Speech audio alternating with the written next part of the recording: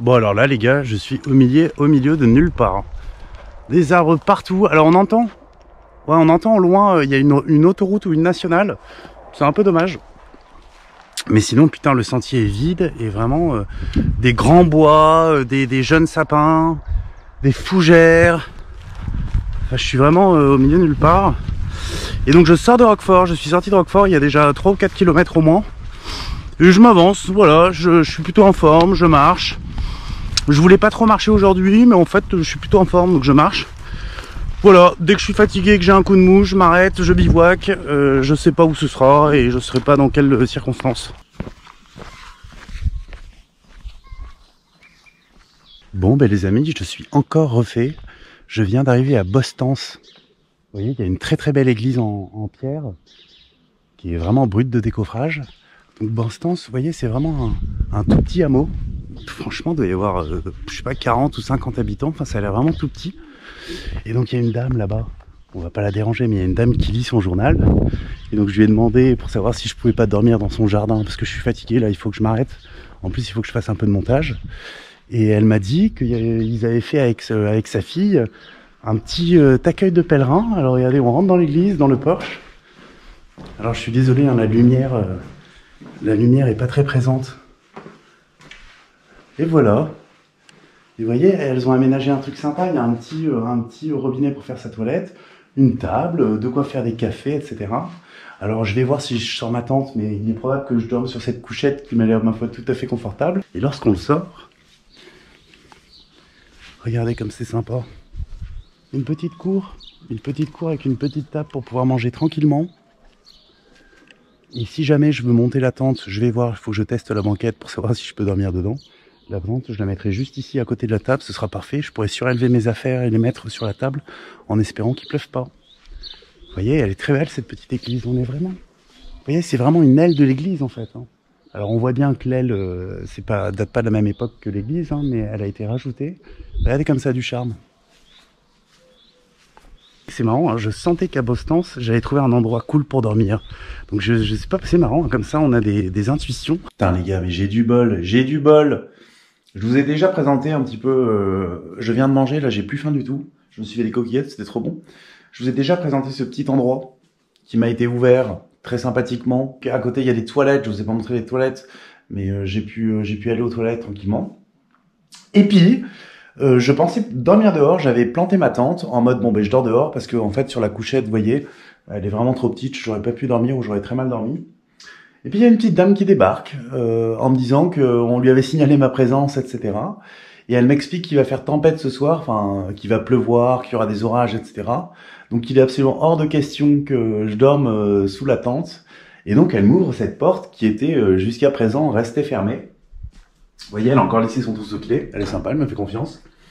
Et voilà ce qui s'ouvre à moi. Et ce qui s'ouvre à nous. Donc en fait, il faut savoir que le refuge, c'est un refuge tenu par des bénévoles. C'est une association qui s'occupe de ça. Et donc ils accueillent des pèlerins un petit peu tout le long de l'année. En l'occurrence, là, l'accueil est fermé parce que pour des considérations sanitaires, ils peuvent pas tout simplement assurer ce qu'on leur demande vis-à-vis du Covid-19. Donc il est fermé. Ils l'ont exceptionnellement ouvert pour moi et c'est vraiment trop gentil de leur part. Et quand on monte... Et vous allez voir là où je vais en venir, c'est qu'on trouve des petites chambres, et notamment la mienne, qui est juste là. Donc je vais encore, mais j'arrête pas, je vais encore pouvoir dormir dans un bon petit lit. Voilà, c'est l'association LAP des 9 fontaines. Donc c'est des bénévoles et vous voyez, ils ont pris du temps pour aménager ce petit refuge. Ils passent régulièrement pour faire le ménage, pour faire des roulements. Ils ont fait des travaux donc avec les WC, etc. Donc c'est un vrai petit coin de paradis pour les pèlerins. Donc je suis à Bostance. Et en fait, Bostance, c'est avant Gaillère, juste avant Gaillère. Donc c'est la voie de Vézelay, direction Mont-de-Marsan.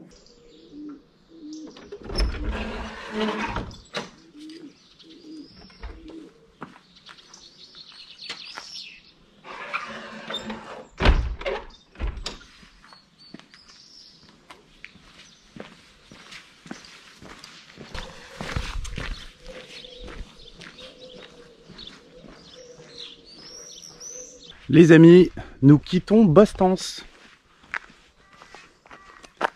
Et Bostens qui m'aura réchauffé le cœur. Ça va être une belle journée. Il fait beau, il fait bon, j'ai bien dormi. Et j'ai bien dormi grâce à cette association, donc l'App des 9 Fontaines, qui tient cette petite halte aux pèlerins. Et je vous avoue que ça fait vraiment chaud au cœur de voir des bénévoles comme ça, qui s'emmerdent entre guillemets à travailler gratuitement pour pouvoir accueillir des gens. Ils font le ménage, ils font quelques courses. Il y avait des trucs dans le frigo. Moi qui suis assez sinistre, voire pessimiste sur l'avenir et le futur de l'espèce humaine, je me dis que tant qu'il y aura des gens comme ça, qui sait, peut-être qu'on n'est pas totalement foutu. Et je vois cette petite dame débarquer vers 16-17 heures en me disant oh là là, mais vous n'allez pas dormir dehors, parce que j'avais préparé ma tente dans mon esprit, je pouvais pas trop dormir à l'intérieur. Vous n'allez pas dormir dehors, il va faire mauvais, il va faire orage, attendez, je vais vous ouvrir le gîte. Je vais vous ouvrir la chambre. Donc on voyait, elle était trop mignonne. On voyait vraiment que ça la faisait chier. Que je puisse dormir dehors. On voyait vraiment qu'elle avait le souci de l'autre. Et voilà, vous êtes comme chez vous. Il y a des trucs dans le frigo, servez-vous. Enfin, franchement, c'était trop sympa. Alors elle me disait, je suis désolé, il y a un peu de poussière. Si vous voulez, je passe un peu la poussière avant. Alors moi j'étais là, mais c'est déjà un hôtel 4 étoiles ce que vous me proposez, donc vous inquiétez pas, c'est pas 2-3 poussières qui vont me déranger. Regardez, il y a une belle lumière d'ailleurs. Le soleil qui perce à travers l'arbre. Donc on va traverser un petit hameau qui s'appelle Gaillère en allant à Boug. Et Boug c'est vraiment la dernière étape avant Mont-de-Marsan. Donc si je me sens bien, et je me sens bien, et si j'ai les jambes pour, j'irai directement à Mont-de-Marsan aujourd'hui.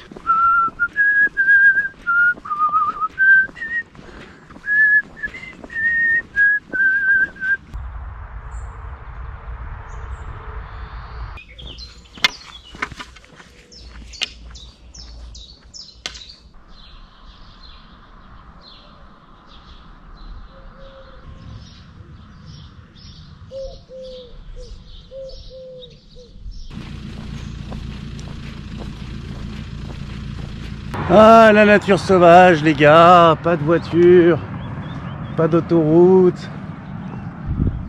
Bon les gars, je vous propose qu'on déforeste la moitié de la France et qu'on fasse une belle bande bien droite pour bien aller vite.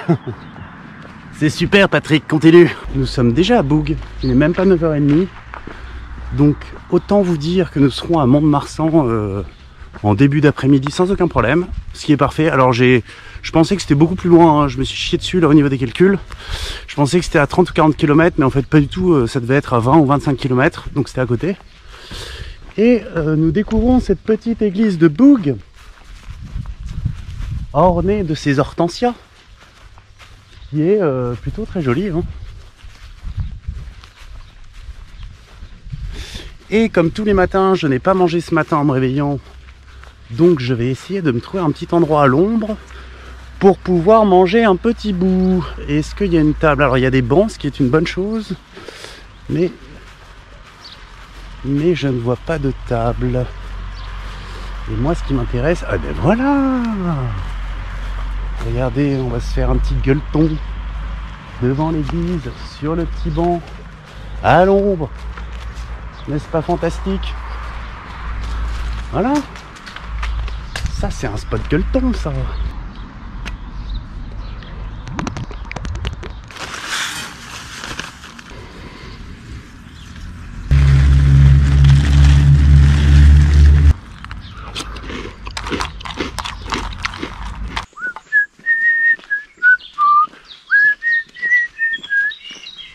Les amis, nous sommes sur une petite voie verte.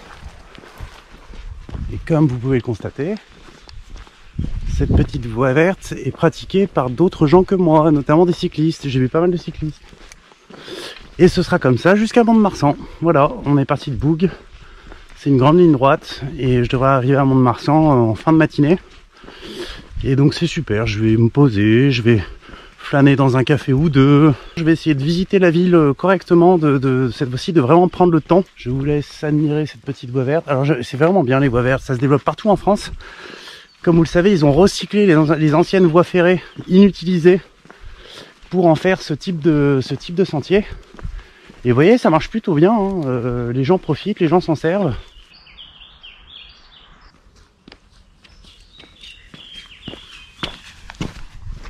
Je vous laisse admirer le truc super utile que j'ai appris à faire en marchant avec mon bâton. Voilà, c'est vraiment très très impressionnant. Bravo Martin. Les amis, c'est une arrivée en fanfare sans fanfare à Mont-de-Marsan. Mont-de-Marsan étant la préfecture des Landes, petite commune de 30 000 habitants, située à une altitude de 63 mètres. Il est midi, donc ce que je vais faire, c'est me précipiter dans un bar pour prendre une bonne bière. Ça me paraît pas mal comme début de programme. Et cet après-midi, écoutez, on va marcher, on va essayer de discuter avec des gens, de rencontrer des gens. On verra si je dors dans un hôtel, un refuge, un gîte, on verra bien. Bon bah visiblement, j'ai trouvé le spot où il faut être. Donc il y a des petites halles, c'est cool, putain, je vais pouvoir m'acheter du fromage. Et je vais pouvoir m'acheter des fruits, vous voyez.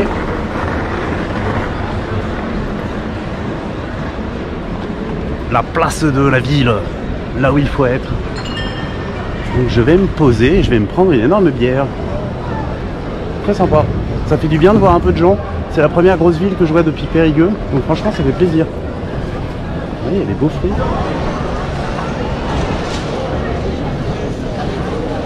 Bon, on ira faire les emplettes après, hein, les gars. Bon, mais les amis, j'ai chié dans la colle. Je me suis posé dans le bar. Là. Et j'étais face aux immeubles, donc j'ai pas vu ce qui se tramait derrière moi. Et en fait, le marché ferme. Donc ça veut dire que pour tout ce qui est fruits, légumes frais et fromage, et ben, je l'ai dans le cul. Donc voilà, alors je ne vous cacherai pas que j'ai pris 3 pintes. Je ne vous cacherai pas que je suis un peu bourré. Et que là j'ai envie de faire une sieste. C'est la première fois de ma vie que 3 pintes me font cet effet. D'habitude il en faut 5 ou 6.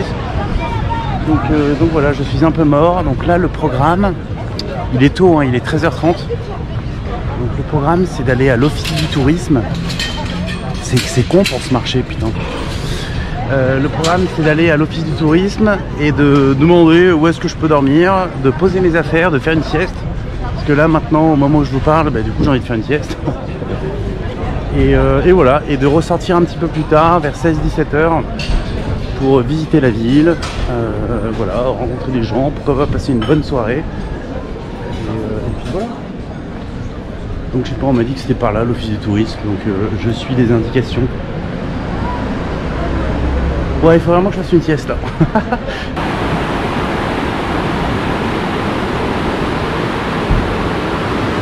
Bon bah l'office de tourisme est fermé, il ferme à 13 h le samedi. Vous voyez comme c'est beau.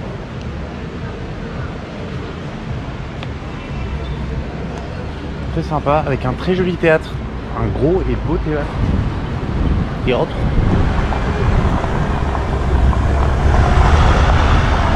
Très sympa. Et il y a une petite rivière qui traverse Mont-de-Marsan, qui la borde. C'est la Médouze. Et la Médouze, ça ressemble à ça.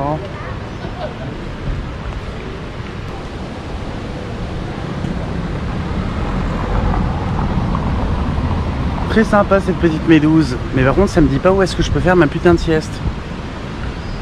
Regardez, je vais vous montrer de l'autre côté, c'est très joli aussi. On va traverser sans se faire écraser.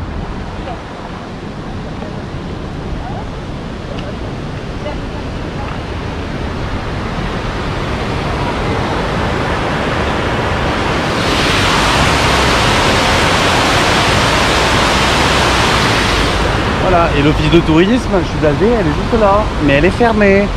Donc là, là, je vais aller au bar tabac, je vais lui demander s'il n'y a pas un gîte, un refuge, un hôtel, quelque chose où je peux faire ma putain de sieste. Vous avez compris que ma fixette du moment, c'est de faire une sieste. Hein. Bon, bah, les amis, puisqu'on n'a rien à foutre, je vous montre aussi l'hôtel de ville.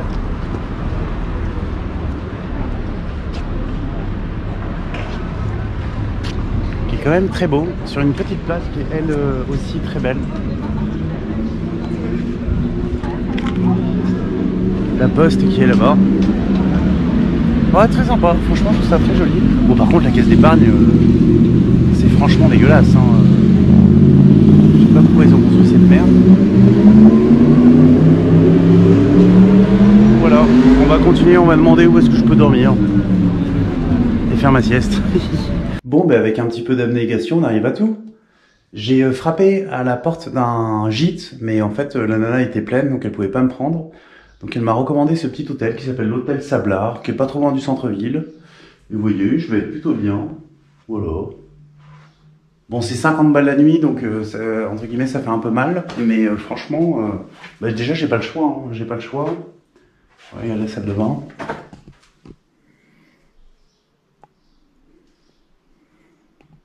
Je vais faire une petite sieste et avant de repartir en centre-ville, armé de vous et donc de la caméra pour pouvoir filmer ce qu'il y a à filmer, passer une petite soirée tranquillou et redécoller demain matin quand je me réveillerai. Enfin, quand je me réveillerai, je vais essayer de décoller pas après 7 heures. Et voilà, et je laisse les volets défermés, mais je les laisse fermés pour éviter qu'il fasse chaud. Franchement, je suis trop refait. Un lit, une petite salle de bain, grand luxe. Les amis, il est 18h20, j'ai fait une sieste de 3h30. Ces 3 bières m'ont totalement couché, c'est un truc de dingue. Et du coup, j'en profite pour faire ma petite promenade dans Mont-de-Marsan, promenade que je n'avais pas faite jusqu'à présent. Et je vais vous montrer où nous sommes pour vous parler d'une culture et d'une tradition landaise.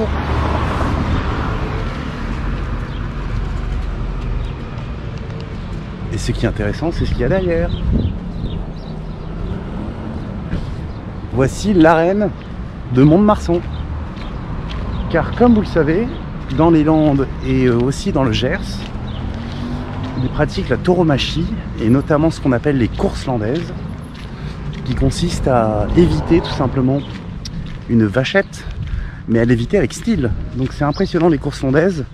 Les toreros font des sauts périlleux par-dessus la vachette, ils font une sorte de figure acrobatique tout en l'évitant. Donc c'est un truc assez incroyable. Alors évidemment c'est peu diffusé à la télé, hein. Il n'y a pas de chaîne de sport consacrée à la course landaise. Et voilà que nous longeons la Mi-12. Ils ont aménagé les quais. C'est plutôt sympa ce qu'ils ont fait. Ça a l'air assez récent. En fait il paraît qu'il y a 3 rivières. Il y a 3 rivières qui traversent Mont-de-Marsan. Celle-ci en est une, donc la Mi-12. Et il paraît qu'il y en a 2 autres qui sont un petit peu derrière. C'est ce que la patronne de l'hôtel avait l'air de me dire.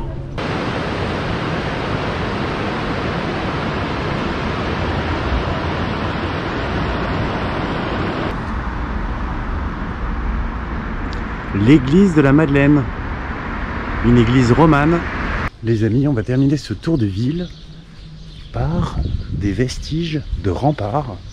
Car comme vous ne le savez peut-être pas, Mont-de-Marsan était une ville fortifiée. Et il demeure quelques murs.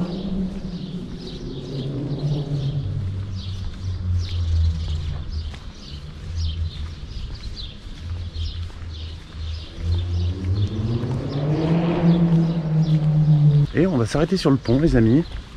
Ce sera une fin de 5e vidéo. Et demain matin, je reprendrai la route. Voilà, je reprendrai la route. Et j'essaierai de bien marcher. Demain, il va faire bon. Il ne va pas y avoir trop de soleil. Et il va faire bon. Donc, je vais essayer de faire 30, 35, peut-être 40 km.